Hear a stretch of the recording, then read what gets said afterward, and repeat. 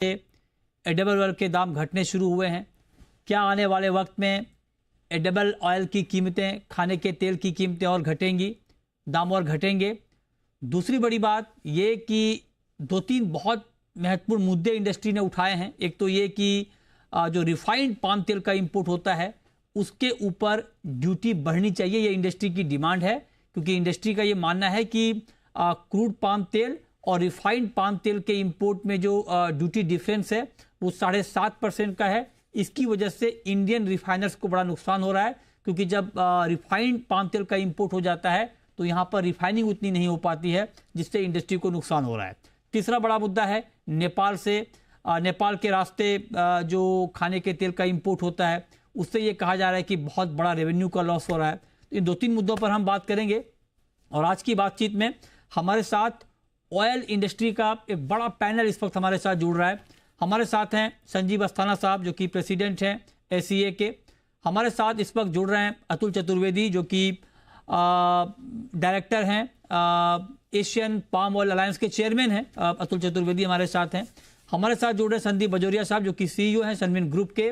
और हमारे साथ इस वक्त जुड़ रहे हैं सिंगापुर से एसडी गुथरी ऑयल ट्रेडिंग इंटरनेशनल के सीईओ संदीप भान साहब। तो आप सभी का बहुत बहुत स्वागत है आज की इस खास चर्चा में। और इस शो की हम शुरुआत कर रहे हैं उससे पहले हम अपने दर्शकों को अपने पैनल के बारे में तो हमने आपको बता दिया, लेकिन ये पैनल आप ये मान के चलिए कि ये ऑयल का पूरा सप्लाई चेन है। मतलब आपके घर में, आपके किचन में जो तेल पहुंचता है, खाने का तेल, आप समझिए कि इन्हीं लोगों से होते हुए, गुजरते हुए आपके किचन तक पहुंचता है। मतलब ये लोग पॉलिसी मेकिंग से लेकर, इंडस्ट्री की आवाज़ उठाने से लेकर और किसानों की बात तक, ये पूरी की पूरी बातचीत जो है, ये पूरा पैकेज है अपने आप में ये पैनल। तो आप सबका बहुत बहुत स्वागत है इस खास चर्चा में। मेरा सबसे पहला सवाल संजीव अस्थाना जी आपसे होगा, चूँकि ये खबर आ रही है कि 7 से 8% टैरिफ वार की वजह से एडिबल ऑयल के दाम कम हो गए हैं। मैं आपसे जानना चाहता हूं, चूंकि आप एक बड़ी कंपनी को भी रिप्रेजेंट कर रहे हैं, क्या ये बात ठीक है सर कि दाम कम हुए हैं? और क्या आपको लगता है कि टैरिफ वार का प्राइस के ऊपर अभी और इम्पैक्ट बाकी है? मृत्युंजय जी देखिए, ये बात सही है कि पिछले 10-12 दिनों में हम लोगों ने देखा कि एक तरीके से भाव जो है कंटिन्यूअसली थोड़ा थोड़ा नीचे गिर रहे हैं। और ये एक्चुअली एक तरीके से थोड़ा सा इसलिए ज्यादा सरप्राइजिंग है क्योंकि शिकागो इस बीच में काफी बढ़ा भी है। और उसके बावजूद हमने देखा कि सोयाबीन के भाव जो या तो बिल्कुल ही स्थिर थे और उसके बाद थोड़ा सा गिरे हैं। उसी प्रकार से पाम ऑयल में भी हम लोगों ने देखा। तो इसका कितना इम्पैक्ट ये टैरिफ वॉर के कारण हो रहा है उसको तो बोलना इस समय शायद इतना प्रॉपर नहीं होगा। लेकिन एक चीज डेफिनेटली संभव है कि अगर ये ज्यादा एक तरीके से लंबे समय तक चला और सप्लाई साइड में कोई दिक्कत का अभी अंदेशा नहीं लग रहा है कि सप्लाई बराबर बनी रहेगी, तो हम लोग का अनुमान है कि प्राइसेस फ्लैट से थोड़ा सा लोअर ही साइड रहेंगे। लेकिन सूनर देन लेटर अगर शिकागो में तेजी बनी रही और वहां पे आपको मालूम ही है कि जैसे ये कुछ वेदर कंसर्न्स अब आना शुरू हुए, जैसे और काफी सारा ऑलरेडी शिकागो इसलिए बढ़ रहा है कि वहां पे यूएस का जो वेदर फॉर्मेशन और ये सारी चीजों के बारे में बात चल रही, चर्चा है कि वहां पे कुछ स्ट्रेस आ सकता है। तो अभी हम लोग को देखना पड़ेगा अनदर 10-12 दिन कि किस प्रकार से ये अनफोल्ड करता है। और अभी बहुत जल्दी होगी कि बोलना कि भाव घटते ही चले जाएंगे, लेकिन अभी कंज्यूमर के हिसाब से और कंपनीज के वर्किंग के हिसाब से एक अनुकूल समय है कि अच्छे प्राइसेस आ गए हैं। और उससे सबको, इंडस्ट्री को और सबको एक तरीके से सपोर्ट मिल रहा है, राहत मिल रहा है। बिल्कुल। तो आपने इस बात को कंफर्म कर दिया कि हाँ, वाकई टैरिफ वार की वजह से कीमतों में गिरावट आई है। अब अतुल जी आपसे मैं पूछना चाह रहा हूं सर कि अप्रैल के फर्स्ट वीक में टैरिफ वार को लेकर जो सिचुएशन था वो सिचुएशन अप्रैल के लास्ट वीक में नहीं है जब मैं आपसे बात कर रहा हूं। बहुत सारी चीज़ें बदली हैं। ट्रंप का रुख थोड़ा नरम पड़ा है, बातचीत के संकेत मिलने लगे हैं चीन के साथ भी, और उसका इम्पैक्ट हमने अलग अलग मार्केट्स के ऊपर भी देखा है। तो अब जरा आप बताइए सर कि अगर ये टैरिफ वार आगे चलकर थोड़ा और नरम पड़ता है, थोड़ी और इसमें नरमी आती है, तो क्या फिर ये मानकर चला जाए कि एडिबल ऑयल के दाम और नहीं घटेंगे? देखिए, मेरा मानना यह है कि टैरिफ वॉर का कोई direct impact edible oil prices पे नहीं हुआ है। राइट। जो इम्पैक्ट हुआ है वो बेसिकली हुआ है कि मूड सबका बिगड़ गया और जो पैनिक सिचुएशन हो गई थी उससे डिमांड का डिस्ट्रक्शन मैं समझता हूँ वर्ल्ड वाइड काफी हुआ है और हिंदुस्तान भी उससे अछूता नहीं रहा है। आज आप देखिए पिछले 2-3 महीनों में हिंदुस्तान में एडिबल ऑयल कंजम्पशन मैं समझता हूँ नेगेटिव जोन में चला गया है और गर्मी आने से और गर्मी बढ़ने से ये मई और जून का महीना जो है, अप्रैल भी वैसे ही दिख रहा था, तो इसमें edible oil consumption definitely affected होता है और ये सारी चीजें बाजारों पे इम्पैक्ट डाल रही है और पाम ने अपने आप को इतना ज्यादा प्राइस आउट कर दिया था कि वो 40% ब्लेंड बायोडीजल ब्लेंडिंग और 50% अगले साल से और ये सब बातें, तो palm had priced itself out. तो ये पाम का भी वहां पे डेस्टिनेशन पे जो ओरिजिनेशन कंट्रीज हैं उनमें भी डेफिनेटली भरावा हुआ है और वो भरावा होने का इफेक्ट है कि पाम भी प्रेशर में आ गया कि आज की तारीख पे जो रेडी का पाम है वो फॉरवर्ड का आप देखिए तो $60-70 का डिस्काउंट हो गया है सोया से, जो कि एक्चुअली प्रीमियम चल रहा था। तो palm has lost demand big time. तो ये सारी चीजें जो हैं, और मैं समझता हूँ कि अकेला एडिबल ऑयल ही नहीं है जिसमें कि डिमांड का डिस्ट्रक्शन हुआ है और जिससे कि हेडविंड्स हैं बहुत ज्यादा। चाहे कोई भी आप सेक्टर ले लीजिए, सब में एफएमसीजी का रोज पढ़ रहे हैं कि डिमांड डिस्ट्रक्शन है, हेडविंड बहुत ज्यादा है। मैं समझता हूँ ये ओवरऑल इम्पैक्ट है और उसको सबसे ज्यादा जो आग लगाई है वो टैरिफ्स ने डेफिनेटली आग लगाई है मूड खराब करने में, पर हिंदुस्तान के तेल कंटेक्स्ट कम में। कर दिया खाना सर। हाँ, एग्जैक्टली। बिल्कुल। तो जी जी सर, आप कुछ और कह रहे थे अतुल जी। और दूसरी चीज ये कि हिंदुस्तान के अंदर मस्टर्ड की भी क्रॉप बहुत अच्छी है और सोया भी जो इतने दिन से दबा हुआ था वो सोयाबीन भी निकलने आया है।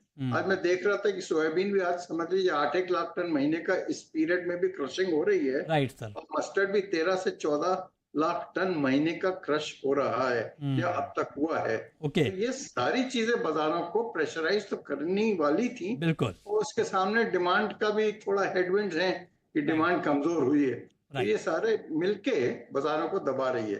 सारे फैक्टर्स हैं जिसने कीमतों को नीचे की तरफ धकेला है। लेकिन अब मैं आता हूं दूसरे मुद्दे पर। दूसरा मुद्दा जो एससीए ने चिट्ठी लिखी है कि रिफाइंड पाम तेल का जो हम इंपोर्ट करते हैं उसके ऊपर ड्यूटी बढ़नी चाहिए और 7.5% ड्यूटी बढ़ाने की मांग की गई है।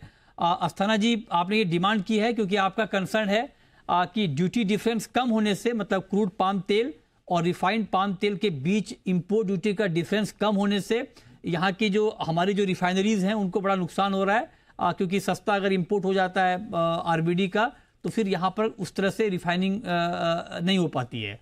तो सर आप जरा बताइए कि मतलब अगर ये हो जाता है तो क्या आप लोगों की जो ये चिंता है वो पूरी तरह से दूर हो जाएगी या तब भी कुछ कंसर्न रहेगा? मृत्युंजय जी, इसके लिए थोड़ा सा एक मैं चाहूंगा कि कुछ सालों पहले हम लोग को जाना चाहिए। जो आरबीडी पामोलिन का जो इंपोर्ट था उस समय अगर आप देखेंगे तो करीब कुल 4 लाख टन के करीब होता था आज से 4 साल पहले, और करीब 6% जो इंपोर्ट्स का एक एज अ परसेंटेज होता था।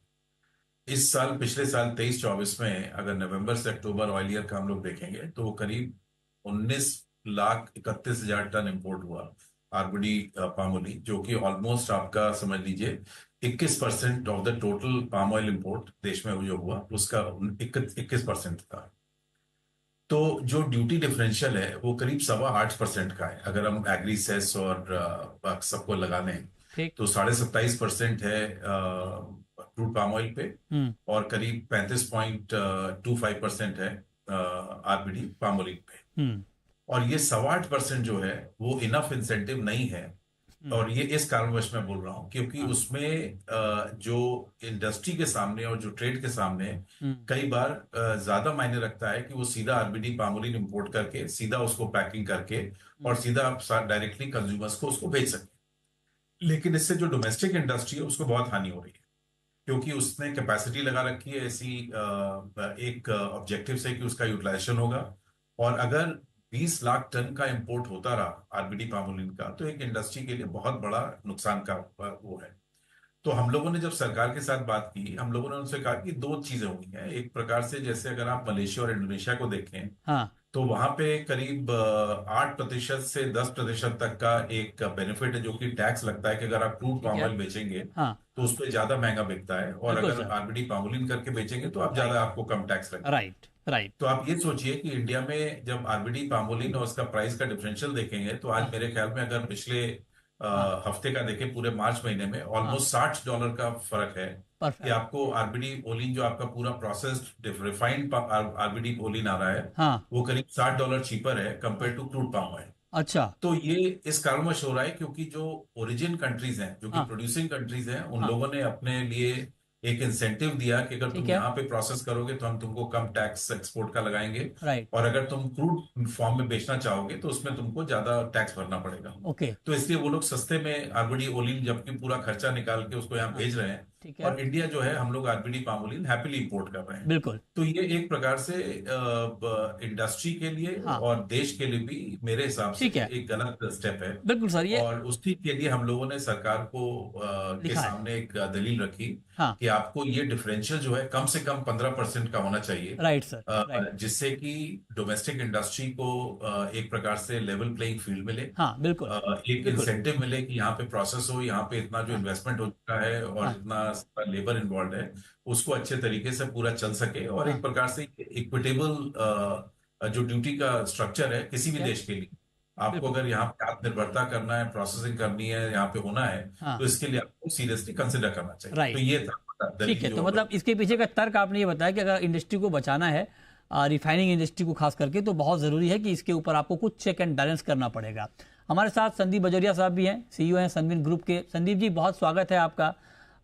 आप जरा बताइए सर बजोरिया जी, अभी हम दो तीन मुद्दों पर बात कर रहे हैं। एक तो प्राइस कम होने पर बात कर रहे हैं, एक तो ड्यूटी डिफरेंस बढ़ना चाहिए, इसके ऊपर बात कर रहे हैं, और तीसरा मुद्दा है नेपाल से इंपोर्ट का, उसके ऊपर भी हम आएंगे। लेकिन पहले मैं आपसे ग्लोबल सिनारियो इस वक्त समझना चाह रहा हूं, क्योंकि आप ग्लोबल मार्केट को बड़ा क्लोजली ट्रैक करते हैं। आप जरा बताइए कि इस वक्त ग्लोबल सिनारियो टैरिफ वॉर के बीच एडब्ल्यूएल को लेकर है क्या, और क्या इस ग्लोबल सिनारियो का फायदा प्राइस के तौर पर इंडियन कंज्यूमर को और मिलेगा? देखिए, टैरिफ वॉर में अभी मेन वॉर बचा है यूएस में और चाइना में। हाँ। आप देख रहे हैं, बाकी तो इंडिया तो बहुत स्मार्ट था। हमारे प्राइम मिनिस्टर को हमको क्रेडिट देनी पड़ेगी कि उन्होंने, I think India will be the first one two make a deal with US. वो आपने इकोनॉमिक टाइम्स में भी देखा था, कल आया था। एंड पहले ही अमेरिका में जब प्राइम मिनिस्टर साहब गए थे, उन्होंने तो कन्फ्रंटेशन का एटीट्यूड के जहाँ पे कॉपरेशन का एटीट्यूड अडॉप्ट किया, कमेटी बैठा ली, and we are about to finish the negotiations. So I think अभी जो टैरिफ वॉर है और जो भी सिचुएशन है, उसमें नुकसान चाइना का होना है, कुछ नुकसान यूएस का होना है। इंडिया के लिए ये सिचुएशन अल्टीमेटली फायदे की हो जानी है, नुकसान की नहीं होनी है। हाँ ठीक है, हम टेबल पे बैठेंगे, हमें कुछ कंसेशन नेगोशिएशन में कुछ लेना देना करना पड़ेगा, बट वो Indian government is smart enough. अभी की गवर्नमेंट जो है वो इतनी वीक नहीं है, वो समझती है हमें हमारा हित क्या है और फार्मर्स का हित क्या है, तो थोड़ा बहुत देंगे और साथ में लेंगे भी। तो मेरे ख्याल से उसमें हमें कोई चिंता का विषय नहीं है। एंड इंडिया के लिए जहाँ तक तेल इंपोर्ट का सवाल है, वर्ल्ड में बहुत इनफ ऑयल अवेलेबल है। साउथ अमेरिका में सोयाबीन ऑयल है, एंड मलेशिया इंडोनेशिया में पाम ऑयल है, रशिया यूक्रेन में सनफ्लावर ऑयल है। तो हमारे यहाँ फ्लो आने में कोई कमी नहीं है, फुल स्केल फ्लो आ रहा है। रादर अभी मुश्किल ये हो रही है कि डिमांड कम हो रही है। सब एडिबल ऑयल वाले मैन्युफैक्चरर्स और रिफाइनर्स यही विचार कर रहे थे लास्ट वीक में, संजीव जी, हमतु जी, मेहता जी, हम सब लोग बैठे थे कि डिमांड कैसे कम हो गई। तो वही एक चक्कर हो रहा है। तो जो एडिबल ऑयल का डिमांड हर साल 3% बढ़ती थी, वो ये साल हमें लग रहा है 5% कम हो गई है। अच्छा। सो दैट, हाँ, ये दैट बड़ा इज द इंटरेस्टिंग। इशू। हाँ, यस यस यस यस। ये बहुत तो इंटरेस्टिंग वो आप बता रहे हैं। बिल्कुल, मतलब डिमांड कम या होने, मतलब इसके पीछे की कुछ वजह अतुल जी आप देख रहे हैं? सर, ये बात बजोरिया जी कहना बड़ा इंटरेस्टिंग है कि डिमांड कम हो गई है एडब्ल्यूएल की, तो अचानक मतलब गुस्सा तेल पे क्यों फूट पड़ा है कि लोग तेल खाना कम कर दिए हैं, डिमांड कम हो गई है? या कुछ पार्टी वार्टी आप लोग नहीं दे रहे हैं तेल वाली, इसीलिए डिमांड कम हो गई है? नहीं नहीं, ऐसा नहीं है।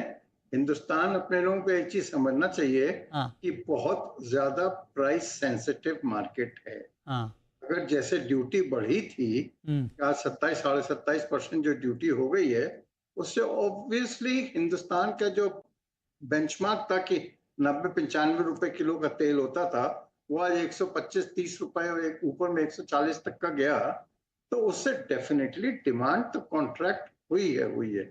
और दूसरा एक और चीज मैं जरूर आपके साथ शेयर करना चाहूंगा कि एक और मुद्दा है जो इंडस्ट्री को प्लेग कर रहा है और तंग कर रहा है, कि गवर्नमेंट ने परमिट कर दिया है कि आप कितने भी ग्राम तेल या कितने भी किलो तेल पैकिंग में दो, ऊपर बस मेंशन कर दो। तो आज हो क्या गया है, जो हम लोग 15 किलो समझते थे उसमें हो सकता है 13 किलो तेल आदमी भर रहा है, लगता है डब्बे में कि ये 15 किलो वाला है पर है 13 किलो। ऐसे ही 1 किलो वाले में हो सकता है कि और कम हो। तो ये सब चीजें जो है ना, ये कंज्यूमर भी थोड़ा वो हो रहा है। अच्छा। आई वुड से कि go to the extent to saying कि कंज्यूमर थोड़ा चीटेड फील कर रहा होगा। तो अच्छा। इससे भी डिमांड में कॉन्ट्रैक्शन हो रहा है। हाँ। बट डिमांड का कॉन्ट्रैक्शन केवल एडिबल ऑयल तक ही सीमित नहीं है, हाँ। ये अक्रॉस द बोर्ड सारी कमोडिटीज में अच्छा। थोड़ा बहुत डिमांड डिस्ट्रक्शन हो रहा है। ओके। ओके, ये आपने इम्पोर्टेंट बात बताई कि डिमांड सिर्फ एडिबल ऑयल की नहीं बल्कि बाकी कमोडिटीज़ की भी डिमांड में कमी आ रही है। लेकिन अब बड़ा सवाल ये है, एक दो मुद्दे तो ये हो गए, तीसरा मुद्दा है कि जो नेपाल के रास्ते सस्ता एडिबल ऑयल आ रहा है इंडिया में, उसका क्या इम्पैक्ट है ओवरऑल, और इसको रोकना क्यों ज़रूरी है। इस पर बात ब्रेक के बाद, आप बने रहिए हमारे साथ।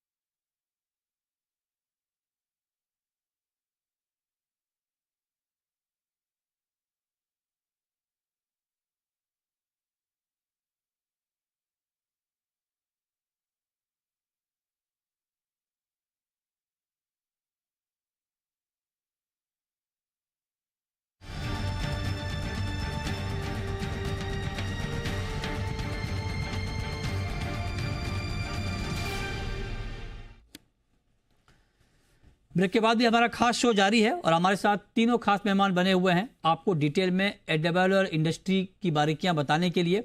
अब अस्थाना जी, एक सवाल आपसे होगा सर कि आपने कहा कि आरबीडी पामोलिन का इंपोर्ट 19 लाख टन के स्तर पे पहुंच गया है, जो टोटल इंपोर्ट का 21% है, जो आप कह रहे हैं कि इंडस्ट्री के लिए बहुत नुकसानदायक है। ये इस बात से मैं सहमत हूँ।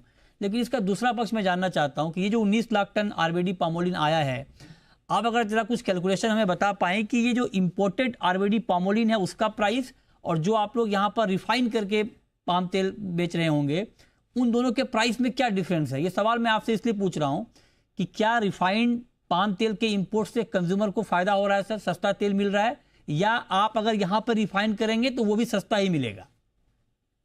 तो मृत्युंजय जी, उस डिबेट में हम लोग को जाके कोई मतलब किसी भी प्रकार से मैं आपको बोलूं कि उससे फायदा इसलिए नहीं है क्योंकि इंडस्ट्री क्रूड पाम ऑयल को लेके और दोनों ऑप्शन, जैसे हम लोग मैं अपने कंपनी के बारे में जब बोलूं कि हम लोग पामोलिन भी खरीदते हैं रिफाइंड, और हम लोग क्रूड पाम ऑयल भी मंगाते हैं। तो वो तो एक देखिए कैपेसिटी यूटिलाइजेशन प्राइसिंग क्यों है, फाइनल कंज्यूमर को जो भाव मिल रहा है, चाहे ओलिन से मंगाएं चाहे क्रूड पाम ऑयल के मिलाएं, वो सेम रहेगा।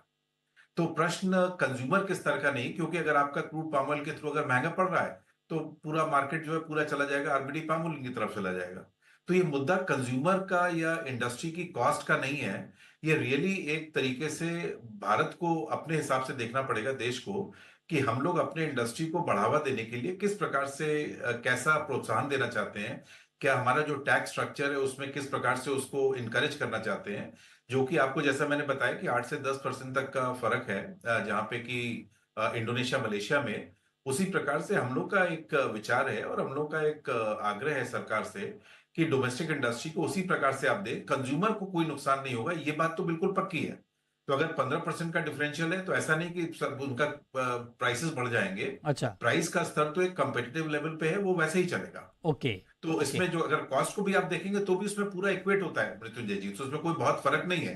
जो राइट, $50-60 का डिफरेंशियल है इस समय, वो एग्जैक्टली मैचअप हो जाता है हाँ, जो प्राइस डिफरेंशियल के हिसाब से। तो अल्टीमेटली कंज्यूमर लेवल पे और या इंडस्ट्री के लेवल पे प्राइसेस में कोई फर्क नहीं है। अच्छा, चलिए ये बात क्लियर होगी कि अगर ये बदलाव हो भी जाता है, ये सवाल मेरा पूछने का मकसद यही था कि बहुत सारे लोगों के मन में ये सवाल होंगे कि अगर आरवीडी पामोलिन के इंपोर्ट को महंगा कर दिया गया तो क्या कंज्यूमर के ऊपर उसका इम्पैक्ट आएगा।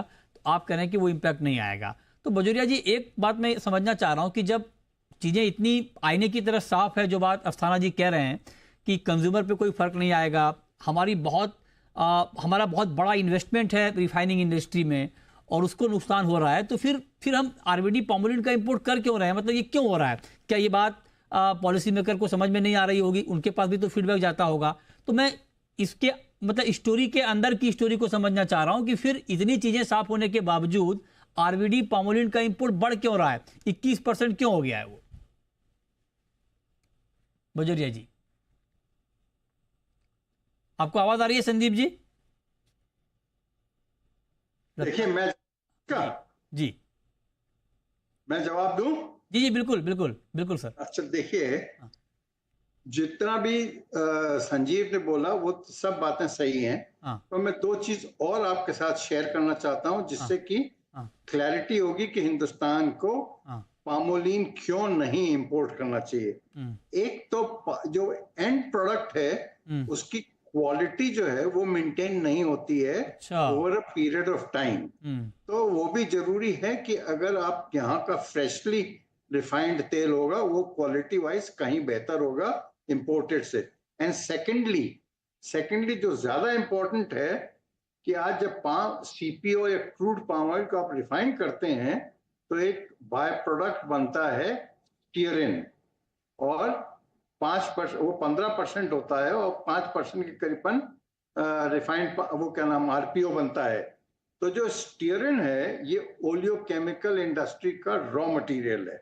तो अगर तो ये केवल रिफाइंड ऑयल इंपोर्ट होगा या ओलिन इंपोर्ट होगा तो ओलियोकेमिकल इंडस्ट्री स्टार्व हो जाती है रॉ मटेरियल के लिए, और जब वो स्टार्व होती है तो अल्टीमेटली ये भी स्टीयरिन भी इंपोर्ट होता है। तो मैं समझता हूँ फ्रॉम द अपने हिंदुस्तान के कंटेक्स्ट में it is a double whammy कि आप दो इंडस्ट्री को स्टार्व कर रहे हो। एक तो आप रिफाइनिंग इंडस्ट्री को स्टार्व कर रहे हो और ओलियोकेमिकल इंडस्ट्री को भी स्टार्व कर रहे हो।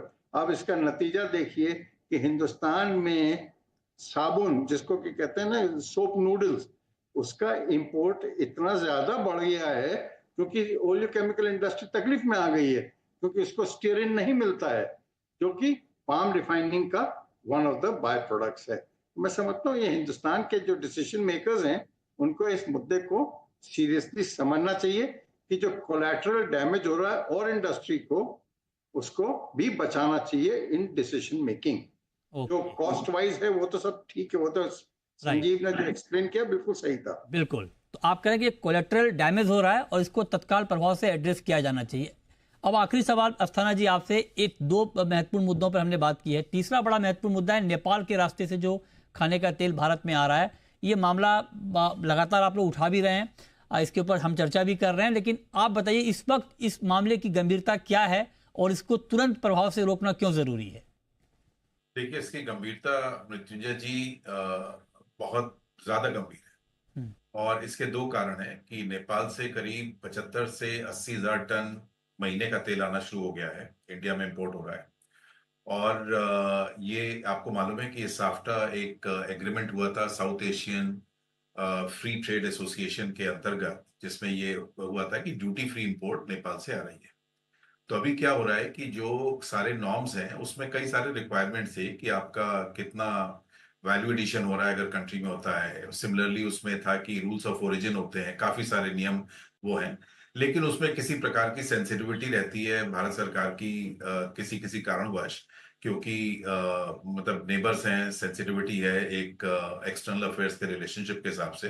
तो हम लोगों ने काफी सारे मुद्दे रखे हैं सरकार के सामने और हम लोगों ने उनसे एक जो हमारा अनुरोध है कि आप दो प्रकार से इसको देखिए कि पहला चीज कि अगर ये 1 लाख टन महीने का इंपोर्ट आना शुरू हो गया और 1.25 लाख टन होना आना शुरू हो गया, तो इसमें भारत के जो इंडस्ट्री है उसको तो नुकसान हो ही रहा है, लेकिन साथ में एक प्रकार से ये गलत एक संदेश लेके जाएगा सबके सामने कि आप जीरो ड्यूटी पे इंपोर्ट करके वहां से रिफाइन करके और फिर जीरो ड्यूटी पे यहाँ पे एक्सपोर्ट कर दें।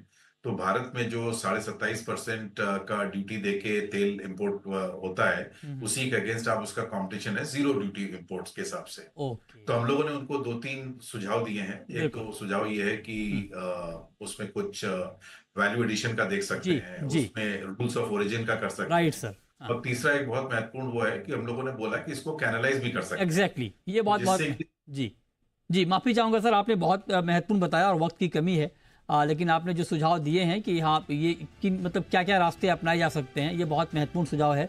आगे इस पर हम और भी बात करेंगे। बहुत शुक्रिया अस्थाना जी आपका, शुक्रिया अतुल जी आपका, बजोरिया जी आपका, आज की इस खास चर्चा में हमारे साथ जुड़ने के लिए। छोटा सा ब्रेक के बाद भी खबरें जारी हैं। नमस्कार।